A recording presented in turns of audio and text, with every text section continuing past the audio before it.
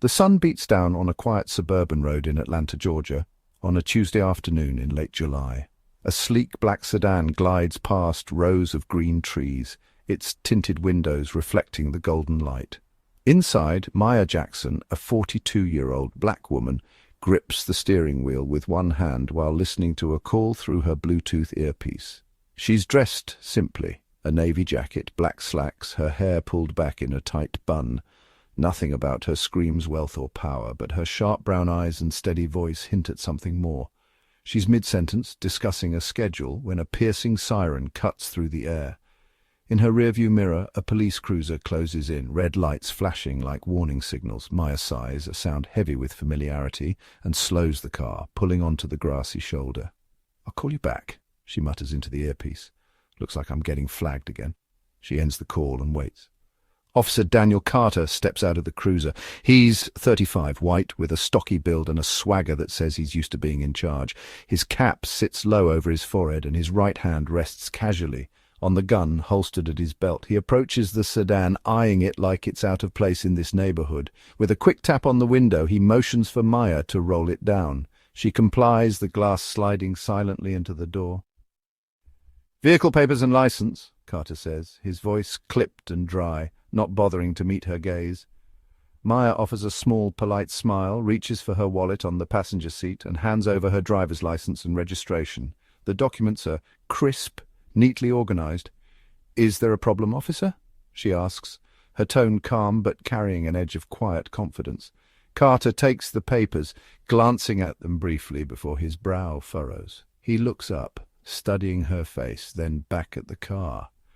"This is a nice ride," he says, his lips curling into a faint smirk. "Pretty expensive. Where'd you get the money for something like this?" The question hangs in the air, loaded with implication. He doesn't wait for an answer. "I need to check this out. Step out of the vehicle." Maya's smile fades, but her composure holds. A flicker of something, annoyance, maybe resolve, passes through her eyes. She unbuckles her seatbelt, opens the door and steps onto the pavement. Standing at 5'7", she straightens her posture, her presence steady and unshaken. Carter doesn't notice. He's already moving toward the car, ready to dig in, as if he's certain he'll find something wrong. Carter starts with the back seat, flipping cushions and running his hands along the seams. He pops the trunk, rummaging through an empty space save for a spare tire and a small gym bag. He even kneels to peer under the chassis, his flashlight beam darting across the undercarriage. A handful of locals slow their cars or pause on the sidewalk, drawn by the unfolding scene. Maya leans against the driver's side door, arms crossed, her face a mask of neutrality as she watches him work.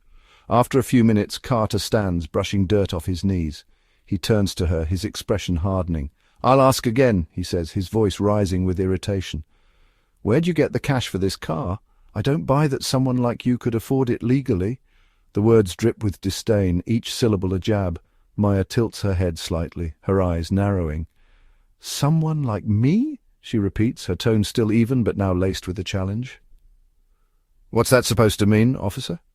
Carter lets out a short, harsh laugh, not bothering to mask his contempt. "You know exactly what I mean. Don't play dumb with me. I've seen this 100 times. Fancy car, driver doesn't match. Did you borrow it from your boyfriend? Or maybe it's something shadier. Come on, level with me." He crosses his arms, leaning forward as if daring her to argue. Maya's lips twitch into a faint, humorless smile. "You're accusing me without a shred of evidence," she says. "I gave you valid papers. The car's registered, the license is clean. What more do you want?" Carter steps closer, his boots crunching on the gravel. He points a finger at her, inches from her chest. "I want the truth. I've got every right to be suspicious, and you're not leaving until I'm satisfied. So talk, or I'll call for backup, and we'll do this the hard way." His voice carries a smug certainty, like he's already won. Just then, a pickup truck rumbles by. A middle-aged white man in a baseball cap leans out the window and shouts, "Good job, buddy! Keep the streets clean!" Carter nods back with a grin as if the stranger's approval fuels his resolve. The truck speeds off, leaving a cloud of dust.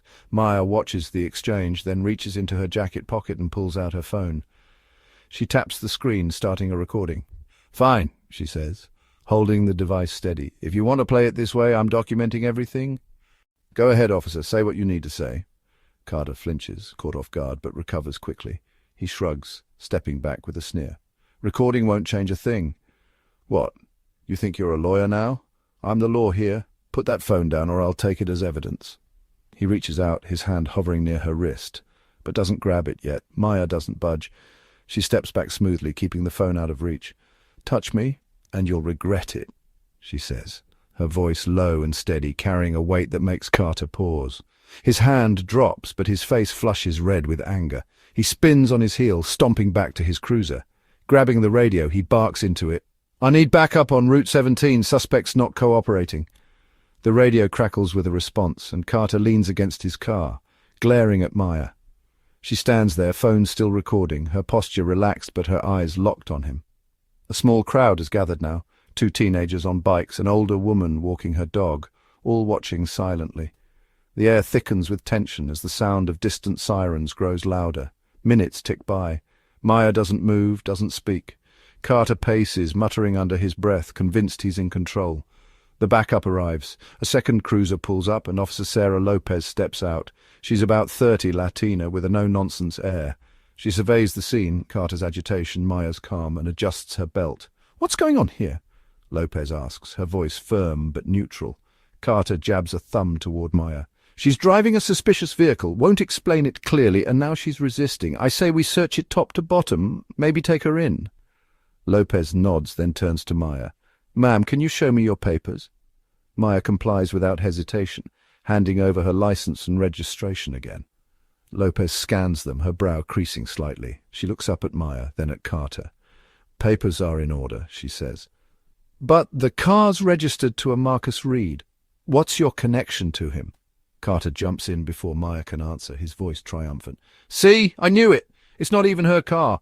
Probably stolen, or borrowed from some lowlife. He grins, folding his arms like he's cracked the case. Maya's faint smile returns, but this time it's colder, sharper. She takes a slow breath, ready to drop a bomb that will change everything. The afternoon heat presses down on Route 17, the air humming with the faint buzz of cicadas. Officer Sarah Lopez holds Maya's papers, waiting for an answer, while Daniel Carter stands smugly to the side, certain he's caught her in a lie. The small crowd of onlookers, teenagers on bikes, the dog walker, a jogger who's paused mid-run, watches in silence, sensing the tension. Maya straightens her jacket, her movements deliberate, and fixes her gaze on Carter. Marcus Reed, she says, her voice cutting through the stillness, is a suspect in a case I'm investigating. I borrowed his car for my work. And before you interrupt me again, officer, I'm Judge Maya Jackson, Federal Court of the Southern District of Georgia. The words land like a thunderclap. Carter's grin vanishes, his mouth falling open as if the air's been sucked out of him. Lopez blinks, her head snapping toward Maya, then back to Carter. The crowd murmurs, a ripple of surprise spreading through them. Maya doesn't flinch, her brown eyes steady and unyielding.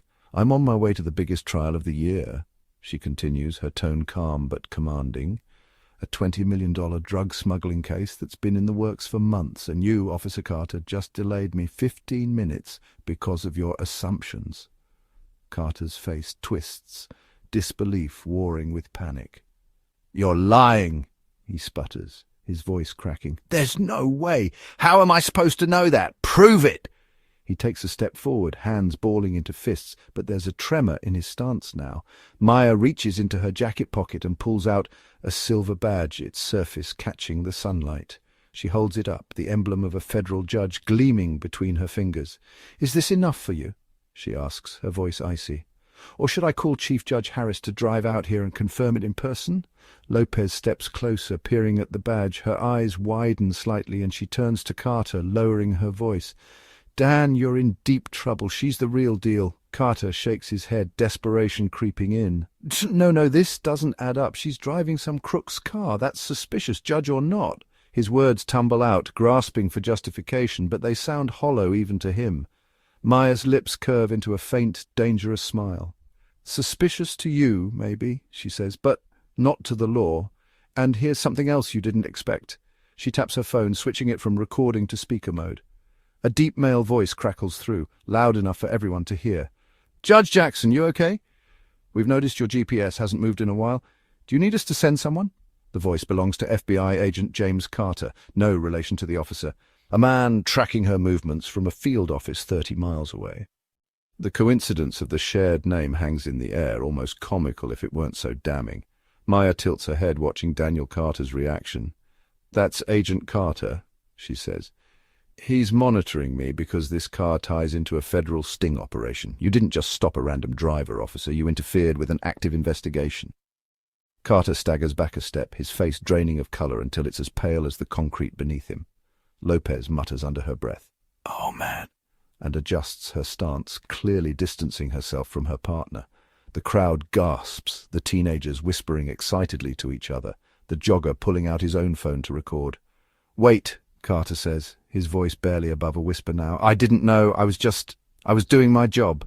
He looks to Lopez for support, but she avoids his gaze, her jaw tight. Maya pockets her badge and crosses her arms. "Your job doesn't include harassing people based on what you think they should look like," she says. "You saw a black woman in a nice car and decided I couldn't belong here. That's not policing, that's prejudice." Lopez clears her throat, stepping between them. "Ma'am, I'm sorry about this. What do you want us to do?" Her tone is respectful, a stark contrast to Carter's earlier bravado. Maya doesn't hesitate. "I want him suspended," she says, nodding toward Carter. "Immediately. I'll be filing a report with your precinct within the hour, and I expect him in my courtroom tomorrow morning to explain himself. Understood?" Lopez nods quickly. "Yes, ma'am." She turns to Carter, her voice firm. "Dan, you heard her. Hand over your badge and gun now." Carter's hands tremble as he fumbles with his belt. "She can't do this," he protests weakly. "I was just following protocol." But the fight's gone out of him. He unclips his badge and pulls the gun from its holster, passing them to Lopez with a shaky grip. Maya watches, her expression unreadable. "Protocol doesn't cover bias," she says. "You made a choice, and now you'll face the consequences." The second cruiser's radio crackles, and Lopez steps away to call it in. "Unit 12 to dispatch," she says. "We've got a situation on Route 17. Officer Carter's being relieved of duty pending investigation. Send another car for transport." Carter slumps against his cruiser, staring at the ground. The crowd buzzes with excitement, the dog walker shaking her head in disbelief. Maya glances at her watch. 3:45 p.m. She's late, but the trial won't start without her. She takes a deep breath, ready to deliver the final blow. The hum of traffic picks up as the sun dips lower, casting long shadows across Route 17. Officer Daniel Carter leans against his cruiser, badge and gun now in Sarah Lopez's hands. His face is a mix of shock and defiance, but the bravado has melted away, leaving a man who knows he's lost. Maya Jackson stands a few feet away, her phone back in her pocket, her posture as steady as ever. The crowd, now a dozen strong, watches eagerly, some filming, others whispering about what they've just heard. Lopez finishes her radio call and turns to Maya. "Backup's on the way," she says. "He'll be out of here in 10 minutes. I'm sorry you had to deal with this, ma'am. What else can I do?" Maya nods, acknowledging the apology. "Just make sure he's in my courtroom tomorrow," she says. 9 a.m. sharp. I want him to explain this in front of a full bench, and tell your captain I'll be in touch." "Understood," Lopez replies. She glances at Carter, her expression a mix of pity and frustration, then steps back to wait for the transport unit. Carter lifts his head, his voice hoarse. "You're ruining my life over this," he says, almost pleading. "I didn't know who you were. I was just doing my job." Maya turns to face him fully, her eyes piercing. "Your job is to protect, not to profile," she says. "You didn't ask questions because you were curious. You assumed I was guilty because of how I look. That's not a mistake, that's a choice, and choices have consequences." Carter opens his mouth to argue, but no words come. He drops his gaze, hands clenching into fists at his sides. The truth of her words sinks in, heavy and undeniable. A third cruiser pulls up, its tires crunching on the gravel. 2 officers step out, both men in their 40s, their faces stern. Lopez briefs them quietly, handing over Carter's badge and gun. "Take him back to the station," she says. "He's off duty until further notice." One of the officers, a broad-shouldered man with a greying beard, nods and approaches Carter. "Let's go, Dan," he says, his tone flat. Carter hesitates, then shuffles toward the car, head down. The second officer opens the back door and Carter slides in, the door slamming shut behind him. The sound echoes across the road, final and sharp. The crowd erupts into murmurs. "Serves him right," the dog walker says, her voice carrying. The teenagers cheer, one pumping a fist in the air. Maya watches the cruiser pull away, her expression unchanged. She's not here for applause. She's here for justice. Lopez steps back to Maya. "He's gone," she says. "Anything else you need before you go, Judge?" Maya shakes her head. "Just keep doing your job right," she says. "I can tell you're not like him. That's a start." Lopez gives a small, appreciative nod, her shoulders relaxing slightly. Before climbing back into her sedan, Maya turns to the onlookers. They've grown quiet, waiting for her next move. She raises her voice just enough to be heard. "This is why we need change," she says. "No one should be treated like a criminal for existing, not because of their skin, not because of anything. Remember that." A few people nod, the jogger clapping softly. Maya opens her car door, slides into the driver's seat and starts the engine. The sedan purrs to life and she pulls back onto the road, heading toward the federal courthouse 20 miles away. The crowd disperses slowly, buzzing with the story they'll tell later, a cop who picked the wrong fight and paid for it on the spot. Inside the cruiser, Carter sits in silence, staring out the window as the scenery blurs past. His career, built over a decade, crumbles in his mind. He replays the encounter, searching for a way to justify it, but finds none. The weight of his actions presses down, suffocating. Back on Route 17, Lopez lingers by her cruiser, watching Maya's taillights disappear. She shakes her head, muttering to herself, "What a mess." She climbs into her car and drives off, already dreading the paperwork this will bring. At the courthouse, Maya pulls into her reserved spot at 4:05 p.m. She's late, but the trial's been delayed. Her staff made sure of it. She grabs her briefcase from the passenger seat, steps out and smooths her jacket. The sedan, borrowed from Marcus Reed, sits quietly, a tool in a bigger game. She heads inside, ready to take on the drug lords waiting in her courtroom, her resolve stronger than ever. The next morning, the federal courthouse in downtown Atlanta hums with activity. Lawyers shuffle through the marble halls, clerks carry stacks of files, and reporters linger outside sniffing a story. Inside courtroom 3B, Maya Jackson sits behind the bench, her black robe crisp and imposing. At 9 a.m. sharp, the doors open, and Daniel Carter walks in, flanked by a precinct supervisor.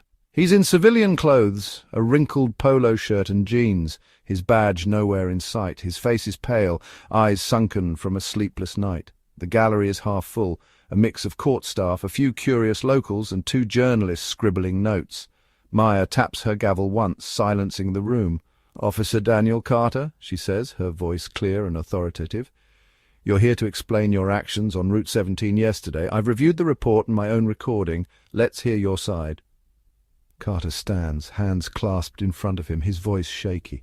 "Your Honor, I didn't know who you were. I saw a car that didn't seem to fit and I followed protocol. I wasn't trying to disrespect anyone. It was a mistake." Maya leans forward slightly, her gaze unwavering. "A mistake?" she repeats. "You stopped me without cause, questioned my legitimacy based on my appearance, and threatened to arrest me, all while I provided valid identification. That's not protocol, that's bias. Do you deny it?" Carter swallows hard, his Adam's apple bobbing. I can't deny it looked bad," he says, "but I didn't mean it that way. I was just doing my job." "Your job doesn't include harassing law-abiding citizens," Maya says, cutting through his excuse. "You made assumptions, acted on them, and disrupted a federal investigation. This isn't about intent, it's about impact, and the impact was clear." She sits back, flipping open a folder. "Effective immediately, you're suspended indefinitely. This will stay on your record permanently. If you want to appeal, take it up with your union. Court dismissed." She taps the gavel again, and Carter slumps, escorted out by his supervisor. By noon, the story hits the news. Atlanta cop suspended after stopping federal judge blares across local headlines, then spreads online. Clips of Maya's speech to the crowd circulate on social media, racking up thousands of shares. She becomes an overnight symbol, not just of justice, but of standing up to power gone wrong. Maya doesn't bask in it. That afternoon, she meets with the Atlanta police chief, a gruff man named Robert Hayes. In his office, she lays out a plan, a mandatory training program for all officers, focusing on bias recognition and community relations. "I'm not here to punish," she tells him. "I'm here to fix this. Yesterday wasn't just about one cop. It's about a system that lets this happen." Hayes, initially defensive, softens under her logic.